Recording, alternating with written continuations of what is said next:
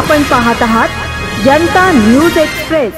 1989 साली महाराष्ट्र राज्य सरकारने सिकॉमच्या वतीने जवळपास 530 एकर जागा जी आहे औद्योगिक विकासाकरता अधिग्रहित केली होती। औद्योगिक विकासाकरता अधिग्रहित केल्याने सिकॉमने 99 वर्षाच्या लीज करारावर ही जी जागा आहे ती ग्रासिम इंडियाला आपला स्टील प्लांट बनवण्याकरता दिली।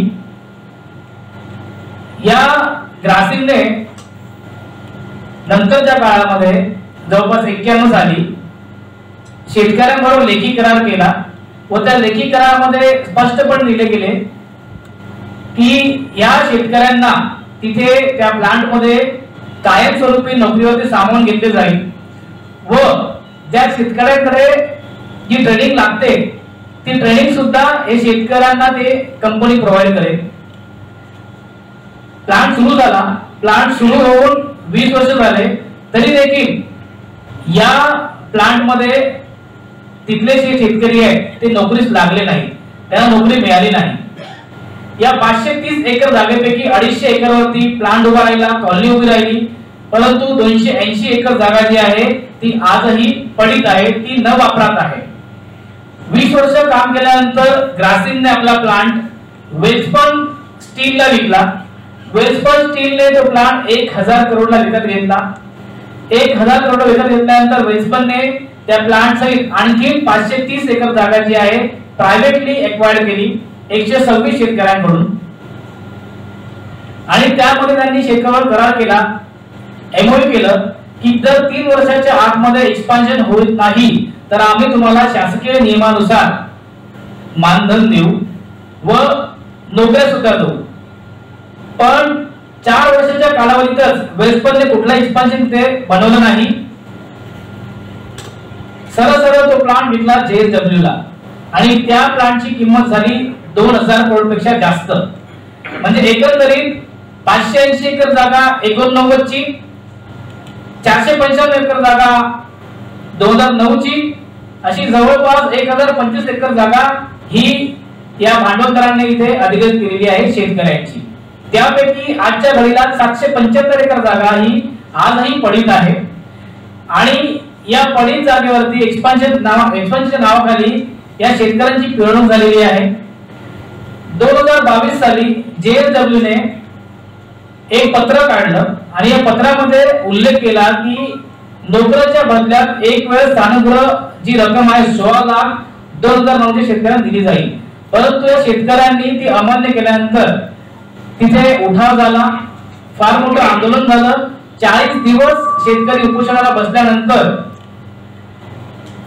कलेक्टर ऑफिसच्या माध्यमातून आपल्या राज्याचे जे उद्योगमंत्री होते आणि पालकमंत्री होते यांच्या अध्यक्षतेखाली एक बैठक झाली। त्या बैठकीमध्ये एक सदस्यीय समिती निर्माण झाली।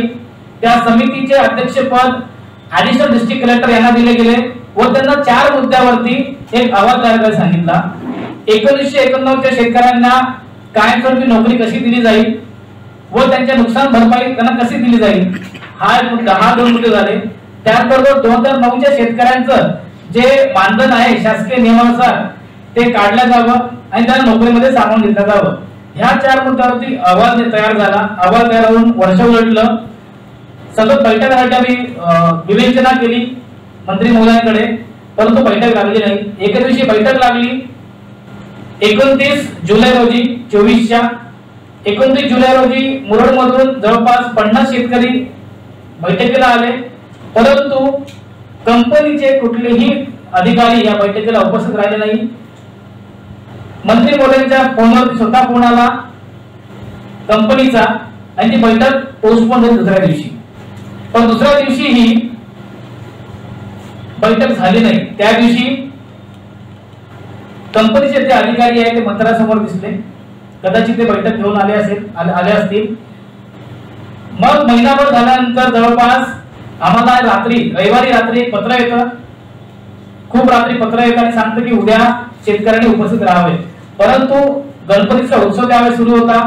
शेतकऱ्यांना ओव्हरनाईट सांगितल्यामुळे तिथे हजर राहता नाही आलं, त्यांना पत्र देखील दिलं गेलं कलेक्टर साहेबांना आणि मंत्री महोदयांच्या कार्यालयामध्ये आणि विनंती करण्यात आली की ही बैठक बोलावला, परंतु शेतकऱ्यांच्या अनुपस्थितीमध्ये ही बैठक घडवून आणली आणि त्या बैठकीमध्ये शेतकऱ्यांच्या विरोधात निर्णय झाला आणि हा निर्णय अमान्य म्हणून आम्ही पुन्हा रायगड जिल्ह्याच्या जिल्हाधिकाऱ्यांना भेटलो आणि त्यांना निवेदन दिलं की हे आम्हाला अमान्य आहे। आता या सगळ्या अन्यायाच्या विरोधात शेतकऱ्यांनी ऍडव्होकेट असीम चौधरी साहेबांची भेट घेतली आणि असीम चौधरी साहेबांना विनंती केली की तुम्ही आमच्या न्यायालयात सहभागी व्हा। यांच्या विनंतीला मान्यता देऊन आज असीम चौधरी साहेब इथे आलेले आहेत आणि शाळा आणि ईडी हे जे 6 गाव आहेत, या 6 गावांमधली जमीन ही प्रकल्पाने आपल्या उपयोगासाठी म्हणून अधिग्रहित केलेली आहे। आता कायद्यानुसार ज्या कारणासाठी अधिग्रहण केलं असेल त्या कारणासाठी ती जमीन जर वापरली नाही, एक मोठा कालावधी त्यांनी तो वापरलीच नाही आणि पडीक आहे, ती जमीन एकदा शेतकऱ्यांना परत द्यायला पाहिजे। जेव्हा परत मागितली जाते तेव्हा शेतकऱ्यांना ती परत दिली जाते आणि त्याच्या बदल्यात जी काही किंमत देण्याची भाषा JSW सारखी स्टील कंपनी करते, तर ते भाव कोणत्या प्रकारचे त्यांनी लावलेले आहे माहिती नाही। म्हणजे आत्ताचे जमिनीचे जे भाव आहेत त्या अनुषंगाने मग निदान शेतकऱ्यांना जमिनीच्या त्या भावानुसार काहीतरी पैसे देण्याच्या गोष्टी झाल्या पाहिजे, त्याच्याबद्दल चर्चा सुद्धा ते करत नाही। जेव्हा जमीन अधिग्रहण करण्यात आली होती तेव्हा त्यांनी असं वचन दिलं होतं की या 6 गावातल्या लोकांच्या कुटुंबातील अनेकांना नोकऱ्या दिल्या जातील, परंतु नोकऱ्या दिल्या नाही, रोजगाराची कोणती संधी उपलब्ध करून दिलेली नाही आणि त्यामुळे शेतकरी व्यथित झालेले आहे। दुःखातून एखादं आंदोलन तयार होणं याला एक वेगळं महत्व आहे, कारण की हक्क डावलले जेव्हा जातात तेव्हा शेतकरी आंदोलनासाठी उभे राहतात, तो त्यांचा अत्यंत पोटतिडकीचा प्रश्न असतो आणि त्या अर्थाने तो प्रश्न समजून घेणं आवश्यक असताना सुद्धा रायगडचे पालकमंत्री आणि उद्योगमंत्री यांनी कोणी हा प्रश्न समजून घेतलेला नाही। आता गावातल्या लोकांचा हा मोठेपणा आहे की त्यांनी मला सांगितलं की त्या मंत्र्यांचं काही नाव वगैरे घेऊ नका। हा मोठेपणा आहे गावातल्या लोकांचा की आपल्यावर अन्याय करणाऱ्या व्यक्तीला पण काही बदनाम करू नका असं ते म्हणतात। तर मला हा मोठेपणा सुद्धा महत्वाचा वाटतो, परंतु त्यांनी अन्याय केलेला आहे हे आपण सांगायला पाहिजे। त्यामुळे मी फक्त सांगतो कायमस्वरूपी नोकऱ्या मिळतील याच्यापासून सुद्धा गावकऱ्यांना त्या कुटुंबातील लोकांना वंचित ठेवलेला आहे आणि 2009 मध्ये संपादित केलेल्या शेतकऱ्यांच्या जमिनीबाबत चर्चा करून तोडगा निघाला पाहिजे याच्या सुद्धा सगळ्या संधी त्यांनी नष्ट केलेल्या आहेत असं आता आपल्याला सिद्धार्थनी सांगितलं। आता 280 एकर जमीन जी आधीच्या याच्यातली अधिग्रहित मधली उरलेली आहे ज्याच्यावर काहीच केलं जात नाही आहे, ती जमीन पडीक आहे, ती जमीन तरी शेतकऱ्यांना परत दिली पाहिजे। हे सोडून त्यांनी अतिरिक्त 495 एकर जमीन ही अधिग्रहित केलेली आहे। त्यामुळे एक मोठा जमिनीचा भाग म्हणजे या 6 गावांमधल्या मोठ्या जमिनीचा भाग हस्तगत करून आपल्या ताब्यात ठेवणं म्हणजे एक प्रकारे या गावातल्या सगळ्या कुटुंबांना JSW कंपनीने गुलामगिरी ढकललेली आहे की तुमचे घरं असतील तुम्हाला उत्पन्नाचं साधन नसेल, तुमचे घरं असतील तुम्ही इथे राहू शकाल तुम्हाला रोजगार मिळणार नाही, तुमचे घरं असतील तुम्ही राहू शकाल पण तुमच्या खिशात पैसा असणार नाही। तर एक लादलेली गरिबी मजबुरी या लोकांच्या आयुष्यामध्ये JSW सारख्या कंपनीने आणलेली आहे आणि त्यामुळे मला असं वाटते की या संदर्भात उद्योग मंत्र्यांनी जी एक व्यक्ती असलेली समिती जिल्हाधिकाऱ्यांची नेमली ती सुद्धा समिती नेमणं तशा प्रकारची चुकीची आहे। पारदर्शक समिती असली पाहिजे, त्या समितीमध्ये जमीन अधिग्रहण बाबत नंतर या प्रोजेक्टच्या संदर्भातले कोणी तज्ञ व्यक्ती आणि या प्रश्नांवर काम करणारे काही लोक यांचा सुद्धा समावेश करून मग जिल्हाधिकारी तहसीलदार यांचा समावेश असायला पाहिजे। पण मुद्दामून एकसदस्यीय समिती यांनी नेमली जिल्हाधिकाऱ्याची की ते आपल्या म्हणण्यानुसार ऐकतील आणि आपण पाहिजे तसा अहवाल त्याच्याकडून तयार करून घेऊ आणि त्यामुळे मग शेतकऱ्यांना असं वाटते की ते पालकमंत्री जे आहेत ते आणि कंपनी यांनी हात मिळवणी केलेली आहे। लोकांचं नुकसान झालं तरी चालेल, त्यांच्या जीवनाचे प्रश्न सुटले नाही तरी चालतील, पण JSW कंपनीचा फायदा झाला पाहिजे हे उद्योग मंत्र्यांनी करावे हे काही चांगलं नाही। त्यामुळे आम्हाला असं वाटते की उद्योग वाढले पाहिजे, उद्योग टिकले पाहिजे, पण त्याच्यातून रोजगार निर्मिती झाली पाहिजे, पुन्हा अन्याय व्हायला नको। त्यामुळे आपण म्हणतो की due process of law he follow झाली पाहिजे, म्हणजे कायद्याची प्रक्रिया व्यवस्थित पालन करून मग उद्योग उभे राहिले पाहिजे। परंतु कायदे पाहिजे तसे मोडायचे, पाहिजे तसे अहवाल तयार करायचे, आपल्याला आवश्यक आणि फायद्याचे वाटेल अशा प्रकारचे कागदपत्र तयार करायचे, शेतकऱ्यांवर अन्याय करायचा ही जी प्रवृत्ती आहे ती अत्यंत वाईट आहे. आणि म्हणून मला असं वाटते की जो या 6 गावातल्या लोकांनी म्हणजे रायगड जिल्ह्यातल्या या 6 गाव चेहेर, मिठेखार, वाघुळवाडी, नवीन चेहेर, शाळा आणि निडी या गावातल्या लोकांनी जो अत्यंत कठोर निर्णय आता घेतलेला आहे की आपण या निवडणुकीमध्ये जे आपल्या विरुद्ध वागले त्यांच्या पक्षांना निवडून द्यायचं नाही, त्यांना मतदानच करायचं नाही, हा निर्णय शेवटी त्यांना कठोरपणे घ्यावा लागत आहे. हे अत्यंत दुर्दैवाने मला सांगावं लागणं आवश्यक आहे. आता शेतकऱ्यांच्या ज्या मागण्या आहेत त्या मागण्या आपल्याला ॲडव्होकेट सिद्धार्थ यांनी शेतकऱ्यांच्या सगळ्या म्हणण्याचं व्यवस्थित वृत्तांकन करून याच्यामध्ये लिहिलेले आहे आणि त्या तुमच्याकडे ते देण्यात येतील. पण त्याच्या मागण्या आहेत की एकूण 775 एकर जमीन जी वापरलेलीच नाही आहे आणि वापरात सुद्धा नाही आहे ती परत दिली पाहिजे. खोटी आश्वासनं 32 वर्ष दिल्यामुळे जे इथल्या कुटुंबातील 6 गावातल्या कुटुंबातील लोकांचे उपजीविकेचे प्रश्न आहेत त्या संदर्भात नुकसान भरपाई ही काळाशी सुसंगत म्हणजे आजच्या काळाशी सुसंगत आणि आजच्या महागाईला लक्षात घेऊन तशा पद्धतीने त्यांनी नुकसान भरपाई दिली पाहिजे. 1989 आणि 2000 ते 2009 मध्ये केलेल्या रोजगार भरपाई संबंधित करारांची अंमलबजावणी झाली पाहिजे. आता हे खूपच विशेष आहे की JSW कंपनीच्या एका व्यक्तीने येऊन करार केलेले आहेत लोकांसोबत आणि त्या कराराची दखल जिल्हाधिकाऱ्यांच्या कमिटीने सुद्धा घेतलेली आहे. त्यांच्या अहवालात ते लिहिलेलं आहे. तरी सुद्धा त्या कराराची पण अंमलबजावणी नाही. आता कायद्याच्या दृष्टीने आपण पाहिलं तर ही लढाई काय कोर्टात नेली जाऊ शकते. पण आमचा असा विश्वास आहे की पत्रकार आणि माध्यम हे सुद्धा एक प्रकारचं जनतेचं न्यायालय आहे आणि या न्यायालयात ही भूमिका आम्ही आज पहिल्यांदा मांडतोय की अशा पद्धतीने अन्याय झालेल्या शेतकऱ्यांना न्याय मिळवून देण्यासाठी सगळ्या माध्यम शक्तींनी मदत करावी. कारण की नेहमीचे भांडणं, वादावादी आणि एकमेकांवर आरोप प्रत्यारोप अशा प्रेस कॉन्फरन्स तुम्ही अनेक करत असताच, परंतु ही खरोखर या 6 गावातल्या लोकांच्या जीवनाशी संबंधित असलेली एक प्रेस कॉन्फरन्स आहे आणि त्यामुळे इथे आलेल्या सगळ्या माध्यम प्रतिनिधींचं मी मनापासून आभार मानतो. JSW स्टील लिमिटेड, स्थानिक राजकारणी आणि उद्योग मंत्री यांच्यातील संगनमताची सुद्धा चौकशी करण्याची मागणी आम्ही जर कोर्टात गेलो तर आम्हाला करावी लागणार आणि त्यामुळे ती शहनिशा सगळीच होईल. मग त्याच्यामध्ये आर्थिक हितसंबंध कोणाचे आहे का, कोणी पैसे घेतले का मुद्दामून, हा भ्रष्टाचार झाला का, हे सुद्धा आम्हाला तपासावं लागेल. त्यामुळे एकदा कोर्टात गेल्यावर मग आम्ही मागे हटणार नाही. या गावकऱ्यांची बाजू तिथे मांडण्यात येईल.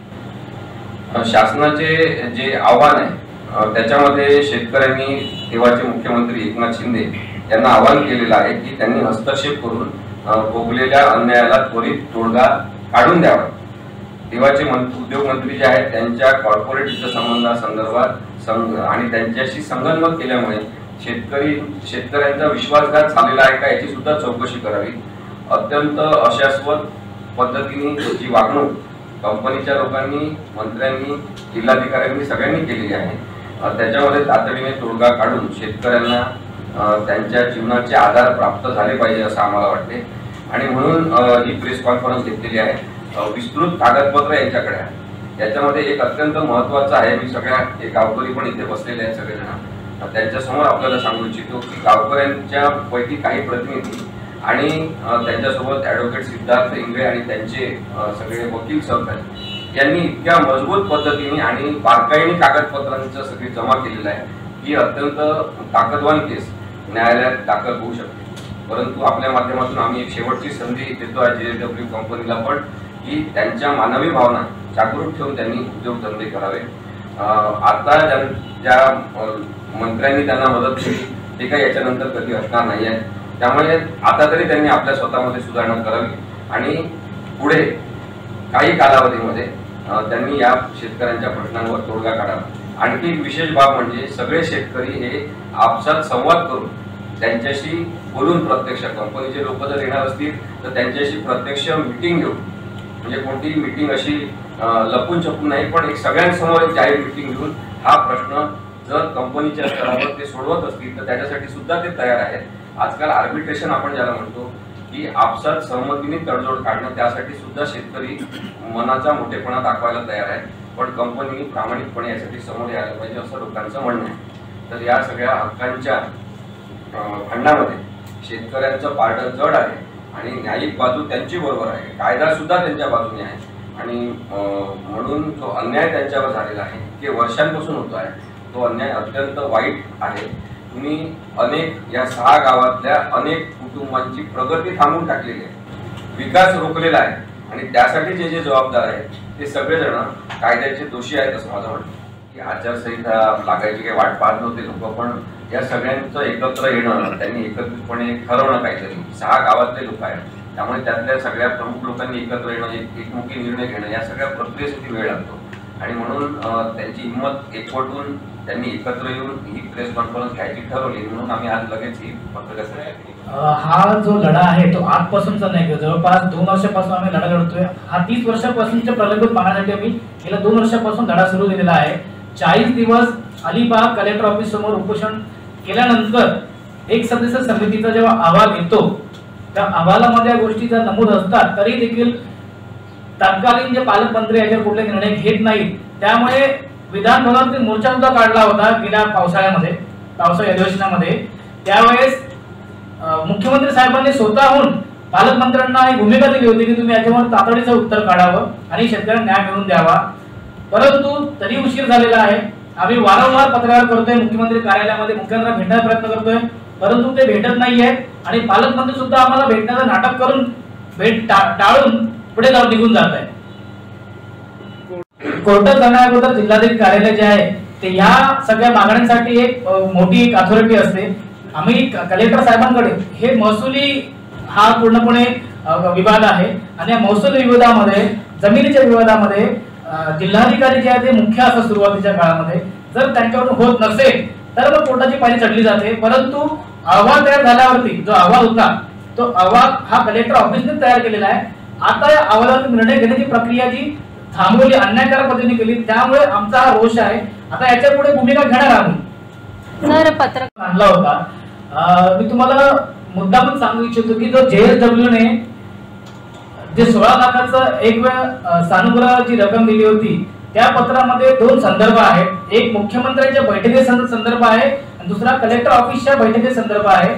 जेव्हा आम्ही शहानिशा केली त्या दोघांनी हात वरती केले की आम्ही अशी बैठक घेतलेली नाहीये. त्यामुळे आम्ही वारंवार मुख्यमंत्र्यांकडे हा प्रश्न नेण्याचा प्रयत्न केलेला आहे आमच्या परीने. परंतु हा जो लढा आहे शेतकऱ्यांनी स्वतःच्या हिमतीवरती उभा केलेला आहे. कुठलेही राजकीय पक्ष त्यांना साथ देत नाही तिथले इतर. त्यामुळे शेतकऱ्यांनी स्वतःच्या जीवावरती हा उचललेला प्रश्न आहे. त्यामुळे वेळ थोडा लागलाच. आता आमची अपेक्षा एवढीच आहे, आम्ही ही प्रश्न घेण्याचा मुद्दा एवढा होता की ज्या लोकांनी आमच्यावरती अन्याय केलेला आहे त्या लोकांना मत देणार नाही. रायगड जिल्ह्यामध्ये फार मोठी होणार आहे. जर मुरुड तालुक्यातील 6 गावं ज्या लोकांनी त्यांच्यावर अन्याय केलेला आहे त्यांना मत देणार नाही आहे तर हा मेसेज हा पूर्णपणे व्हायरल होणार आहे, सगळ्या लोकांना पोहोचेल आणि लोकांना कळेल महाराष्ट्राच्या की जो अन्याय करतो मी त्यांना मत देणार नाही. किती मतदार सरांनी पण आपल्याला सांगितलं की शेतकऱ्याचं आजही भावनिक मागणं आहे की आम्हाला कोर्ट कचेऱ्या करायला लावू नका. आम्ही आजही चर्चेला तयार आहोत, परंतु JSW समोरून चर्चेला येत नसेल तर मग नाईलाज आहे आणि मग पुढची स्टेप आमची न्यायालयीन असणार आहे.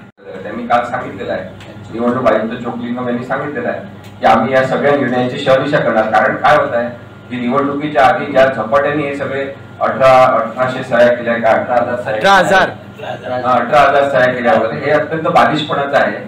वाचून सह्या करायला वेळ लागतो ना, हे काय रजनीकांत आहेत का अशा प्रकारे सह्या करणं, ते चुकीचं काम करत आहेत. आणि त्यामुळे निवडणूक आयोगाने सांगितलेलं आहे की आम्ही या सगळ्या निर्णयाची शहनिशा करणार. जर ते केवळ राजकीय पक्षाच्या फायद्यासाठी घेतलेले, स्वार्थासाठी घेतलेले निर्णय असतील तर सगळे निर्णय रद्द होणार. त्यामुळे पुढे याची शहनिशा होणारच आहे. आता हे प्रकरण तसं नाहीये आणि म्हणून त्यांच्या यादीमध्ये नाहीये. पाहणार कायद्याच्या दृष्टीने पाहणार. त्याच्यामुळे मला असं वाटते, पण वैयक्तिक पण मी सांगतो की अशा प्रकारे प्रशासन व्यवस्था चालवणं हे चुकीचं आहे. आपण जर म्हणतो की लोकप्रतिनिधीद्वारे चालवलेली व्यवस्था आहे तर ते हे सगळे म्हणजे मुख्यमंत्री, उपमुख्यमंत्री, 2 बाकीचे सगळे हे सगळे आपले प्रतिनिधी आहेत. आता हे काय करतात की प्रतिनिधी पद आपलं सोडून देतात. महात्मा गांधींनी म्हटलं ते विश्वस्त आहे, म्हणजे हे केवळ ट्रस्टी आहेत त्या सगळ्या कामांचे. तर हे काय करतात की मालक होण्याचा प्रयत्न करतात आणि त्याच्यातून सगळे प्रश्न तयार होतात. आणि मग खरोखरचे जे मालक असतात उद्योगपती ते आणि हे नकली आपले 5 वर्षासाठी दिलेले मालक हे एकत्र येतात आणि हे मग अशा अन्यायाच्या गोष्टी करतात. त्यामुळे अत्यंत वाईट परिस्थिती निर्माण होते. विदारकता आहे की ज्या पद्धतीने आता ते पैसे वाटत आहेत सगळे सरकारचे आणि दुसरीकडे जी गरज आहे त्यांच्यापर्यंत ते पोहोचत नाही. त्यामुळे या प्रश्नाचा तोडगा काढण्यासाठी आपल्याला सद्भावना असलेले संवेदनशील असे नेते पाहिजे आणि ते कोणत्या पण पक्षातून येऊ. कधी कधी मला असं वाटतं की जसं ती IPL ची टीम तयार करतात चांगले चांगले खेळाडू घेऊन, तसे खरं राजकीय पक्षातले वेगवेगळे चांगले चांगले नेते घेऊन एखादी टीम तयार करून मग आपण ते तुम्ही सरकार चालवा पाहिजे. नको काही लोक आपल्याला असं ठरवायला पाहिजे, असं अशी वेळ आली का.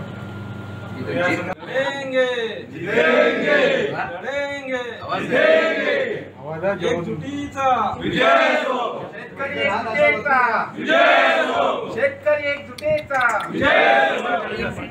एकजुटीचा लढेंगे लढेंगे. अचूक बातम्या, निपक्षपाती विचार, अन्यायाविरुद्ध वाचा फोडणारे परखड विचारांचे सार्वभौम दैनिक प्रजासत्ताक जनता.